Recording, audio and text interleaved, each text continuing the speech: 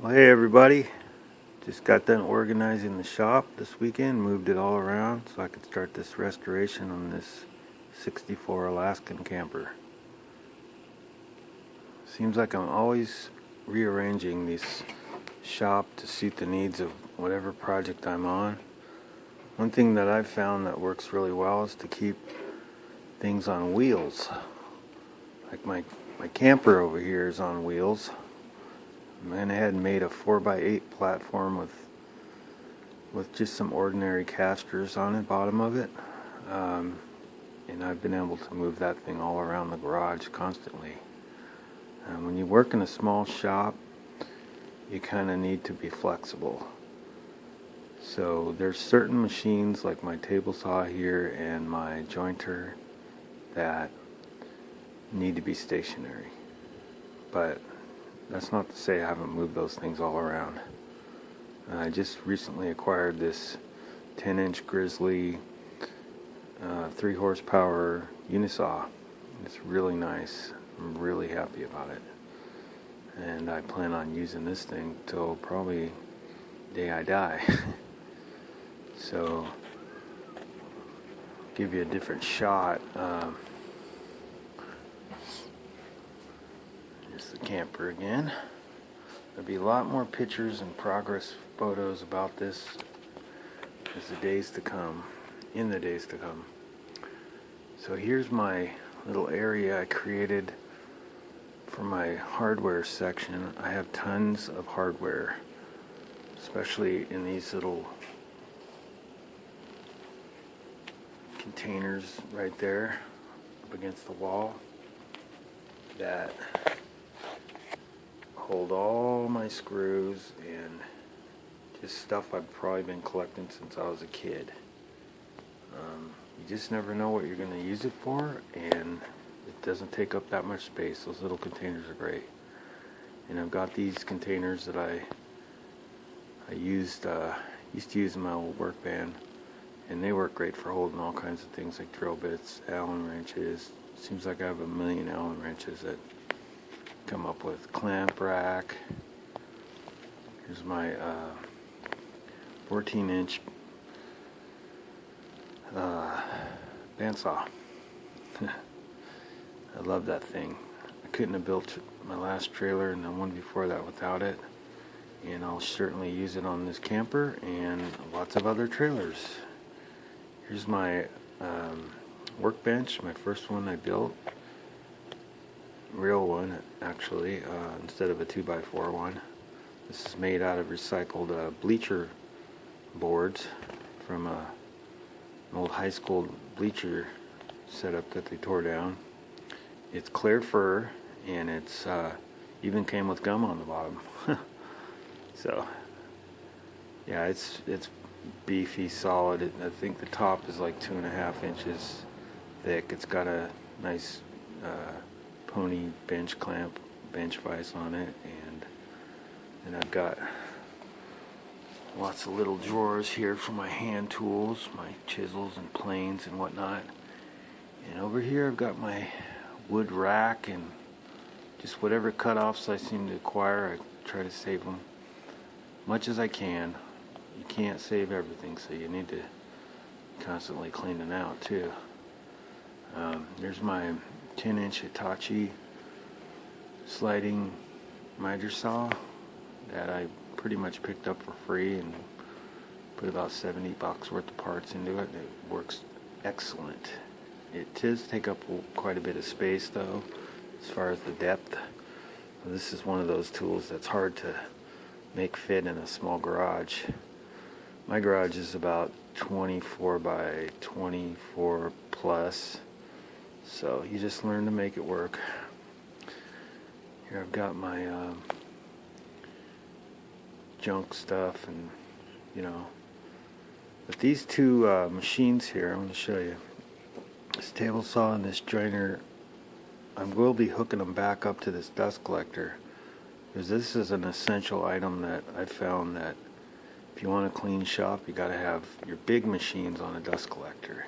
And that dust collector is a Harbor Freight dust collector.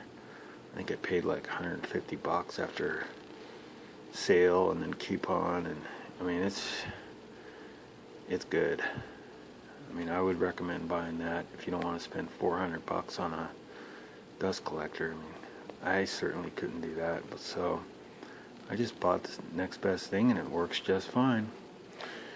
Let's see here. I've got a router table, and this is on wheels. Like I said, it's got drawers in the front with all the bits and whatnot. It's got a router lift on it. I think it's a let's see, what is it? It's a Jet Exacta lift. And I bought that off of eBay probably for about $75. It's great because you can adjust the height from the top with a wrench. And then over here I've got my outfeed table, which doubles as storage. So I'm kind of getting to the point now, if it's not working double duty, it's going out. Because I've got such a small shop, everything's got to work right. And on the other side over here, see, I've got my benches the same height. That's another thing that makes it nice is for working. On the other side over here, I've got, this is where I keep all my nail guns and individual power tools with spots for each tool to live in. And then over here we've got, mechanic tools and whatnot. And I share the garage with the rest of the house, just like most of you out there. You just gotta make do. But anyhow, I just got done clearing all this out so that I can start this restoration on this 64 Alaskan Camper. And it's pretty bad. The top half is rotted away.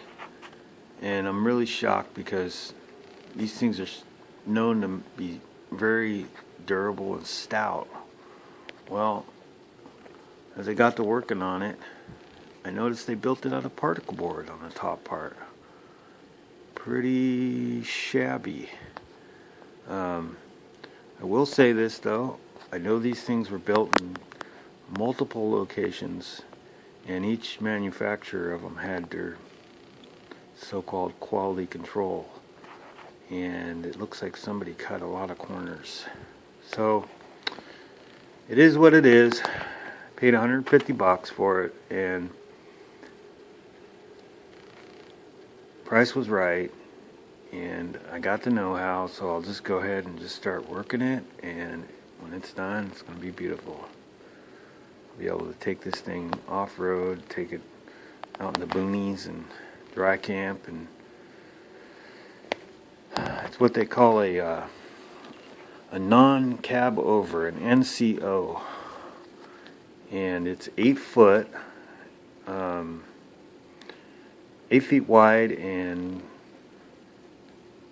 no wait, it's 7 feet wide and 8 feet deep. That's right. And what happens is this thing raises up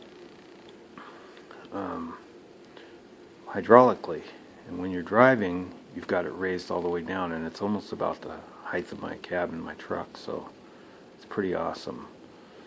So it's really easy to raise up and down. You just basically come to the back here, you open up the door there, and there's a jack, and you just take a jack handle and you pump it up just like you would in a regular bottle jack.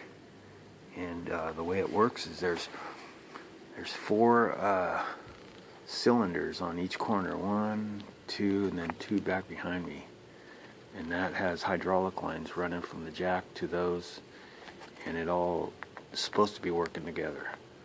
Now when this thing is built solid, it's all going to lift the same as together, but right now when you lift it, a couple of the corners decide not to go with the rest of them, and yeah, that's the way it is.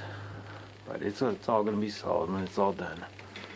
If you look up here, it's just these back walls here, these back walls right here are particle board, and so water leaking down over the years, and it just disintegrated them.